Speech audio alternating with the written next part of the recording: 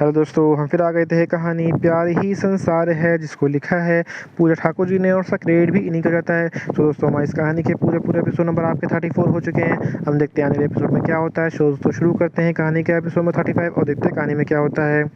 जब माहिर ने रोली के सामने अपनी दोस्ती का हाथ बढ़ाया तो उसके दिल में एक डर भी था, कहीं रोली उसे मना न कर दे। लेकिन वो भी तैयार था, चाहे रोली का जो भी फैसला हो, क्यों क्या ना हो। माहिर उसे पूरा दिल से मानेगा और रोली के फैसले की इज्जत भी करेगा। कुछ देर तक तो माहिर ने अपना हाथ रोली के सामने बढ़ाए रखा, लेकिन जब रोली ने अपना हाथ नहीं बढ़ाया तो माहिर ने थोड़ा निराश हुई ज़रूर हुआ, पर माहिर को इस बात की उम्मीद भी थी। फिर माहिर अपना हाथ पीछे हटने लगता है। इससे पहले माहिर अपना हाथ हटा पाता, रोली ने आगे बढ़ाकर माहिर का हाथ थाम लिया। रोली कोई अपना हाथ थामे देखकर माहिर के दिल के खुशी के गुब्बारे फूटने लगे थे। आखिर यही तो चाहता था माहिर, रोली की दोस्ती, और अब वो उसे मिल चुकी थी। रोली का हाथ बढ़ाना रोली और माहिर की दोस्ती की शुरुआत थी। रोली और माहिर का हाथ पकड़कर आज से हम फ्रेंड हुए। रोली के मुंह से अपने लिए फ्रेंड सुनकर माहिर बहुत खुश था और रोली की बात को दोहराता है, फ्रेंड। इतनी देर में उन दोनों का ऑर्डर भी आ जाता है। उसके बाद रोली और माहिर अपना अपना लंच करने लग जाते हैं। लंच करने के बाद रोली माहिर के साथ वापस रायचंद्र इंडस्ट्री आ जाती है, क्योंकि कुछ पेपर वर्क अभी बाकी था जो संजय राठौर के करने थे। लेकिन संजय राठौर वापस रायचंद्र मेंशन लौट चुके थे, इसलिए अब रोली को ही ये आगे का वर्क पूरा करना था। इस समय माहिर रोली को अपने साथ केबिन में ले जाता है। वैसे तो थोड़ी देर पहले ही रोली माहिर के केबिन में आई थी, लेकिन वहां अनिका को देखकर उसका मूड खराब हो गया था। लेकिन अब अनिका नहीं थी, इसलिए वह माहिर के केबिन में चारों तरफ देखने लगती है। माहिर का केबिन वाकई में एक शानदार जगह थी। माहिर ने अपने केबिन को किसी राजा महाराजा की तरह सजा के रखा था। एक बड़ा से रूम के बीच में वर्ड टेबल, उस पर लैपटॉप, साइड में कंपनी से रिलेटेड फाइल, सब कुछ एक सही तरीके से रखा गया था। रोली माहिर की पसंद से काफ़ी प्रभावित हुई थी। रोली ने माहिर का कमरा भी देखा था और वो भी काफ़ी शानदार था। कुछ देर रोली और माहिर दोनों साथ मिलकर कंपनी का पूरा काम करते हैं। रोली और माहिर को काम करता करते लगभग शाम हो गई थी। रोली माहिर से कहती है, माहिर जी, मेरी तरफ से ऑफिस का सारा काम ख़त्म हो चुका है, मैं वापस घर जाती हूँ। माहिर, थोड़ी देर और रुक जाओ, फिर हम साथ में चलते हैं।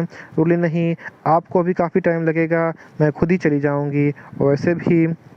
और वैसे मुझे और भी कुछ काम है। माहिर का दिल नहीं कर रहा था कि रोली को अकेले जाने दे, पर फिर भी माहिर रोली को जाने के लिए हाँ कर देता है। माहिर, ठीक है, तुम जाओ, मैं तुम्हें ड्राइवर से घर ड्रॉप करवा देता हूँ। रोली, नहीं माहिर जी, मैं आज कार लेके आई हूँ, मैं उसी से घर चली जाऊँगी। माहिर, ठीक है, फिर घर पहुंच के मुझे फ़ोन करना। बोली, ठीक है, मैं चलती हूँ, कह रायचंद्र इंडस्ट्री से बाहर निकल गई। माहिर का दिल न जाने क्यों रोली के लिए घबरा रहा था। अनिका गुस्से के में बाजार में पहुँचती है और घर का सारा सामान तोड़ते फोड़ने लगती है। उसकी तोड़ फोड़ की आवाज़ सुन उसके पिता मिस्टर बजाज और उसका भाई आशीष बजाज दोनों आ जाते हैं। मिस्टर बजाज, अनिका, होश में आ जाओ, ये क्या कर रही हो, शांत हो जाओ तुम, क्या हो गया तुम्हें क्यों इतनी तोड़फोड़ मचा रखी है। आशीष, अनिका, बात क्या हुई है, आखिर तुम इतने गुस्से में क्यों हो। अनिका गुस्से में, अपने आपको नहीं पता भैया कि बात क्या हुई है। आज उस रोली की वजह से हमने रायचंद्र के साथ बिजनेस करने का मौका खो दिया है और हमारी सबके सामने माहिर के कितनी इंसल्ट की है। ये सब तो उस रोली की वजह से हुआ है, मैं उसे छोड़ूंगी नहीं। मिस्टर बजाज, शांत हो जाओ, गुस्सा मुझे भी आ रहा है, लेकिन इसका मतलब ये नहीं है कि मैं तुम्हारी तरह घर के सामान को तोड़ने लग जाऊं। मिस्टर बजाज अनिका के सर पे हाथ चलाते हैं।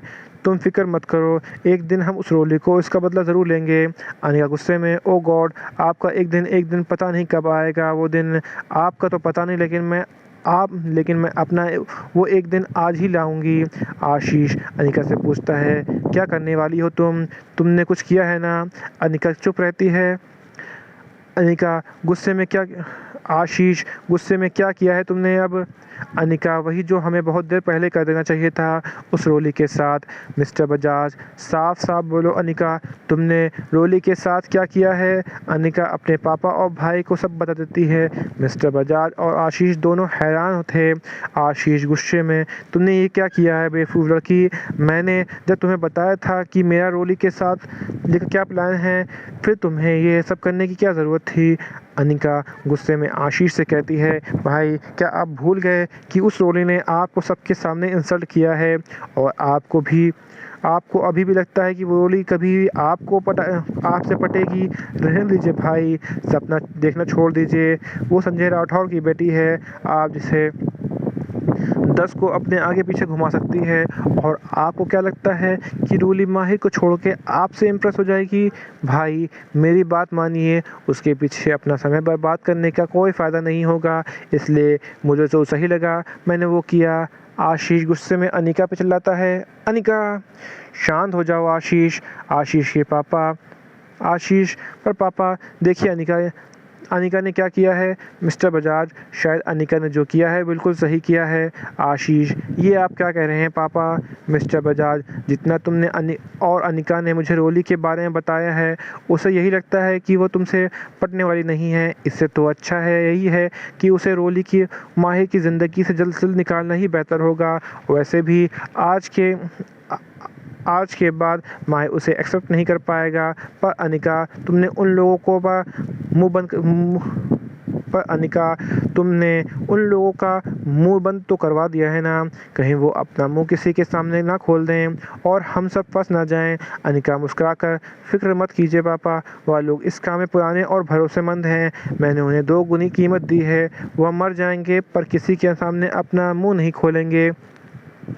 मिस्टर बजाज तो ठीक है, अब जो हो गया सो हो गया, बस कल का होने का इंतज़ार करो।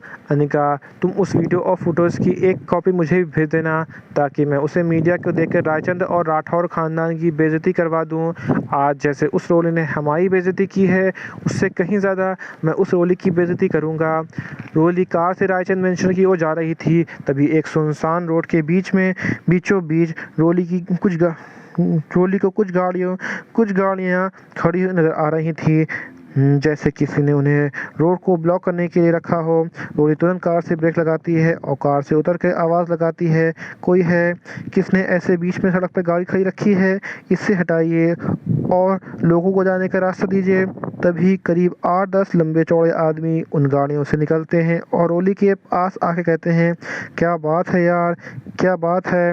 रोली भाई आप लोग कौन हो? भाई तो मत कहिए मैडम जी, हम तो आप ही खूबसूरती के दीवाने हो चुके हैं। उनकी शक्ल देख के ही लग रहा था कि वो लोग छटे हुए बदमाश हैं। रूली समझ गई थी कुछ ना कुछ तो गड़बड़ होने वाली है। वह अपनी कार से बाहर निकलती है। यहीं पे कहानी का एपिसोड नंबर आपका 35 कंप्लीट होता है। तो दोस्तों आपको एपिसोड नंबर 35 कैसा लगा हमें कमेंट करके ज़रूर बताइएगा। कहानी को ऐसा भाग जो आपको समझ में ना आया हो, आपको और पता लगा हो, तो भी हमें कमेंट करके ज़रूर बताइएगा। कहानी अच्छी लगी तो उसको लाइक कीजिएगा, शेयर कीजिएगा, चैनल को सब्सक्राइब कीजिएगा ताकि आपको हमारे आने वाली अगली वीडियो अब तक आसानी से पहुँच सके। सो दोस्तों हम फिर मिलेंगे एक नई वीडियो के साथ, एक नए एपिसोड के साथ। अब तक के लिए मुझे इजाज़त दीजिए। धन्यवाद दोस्तों।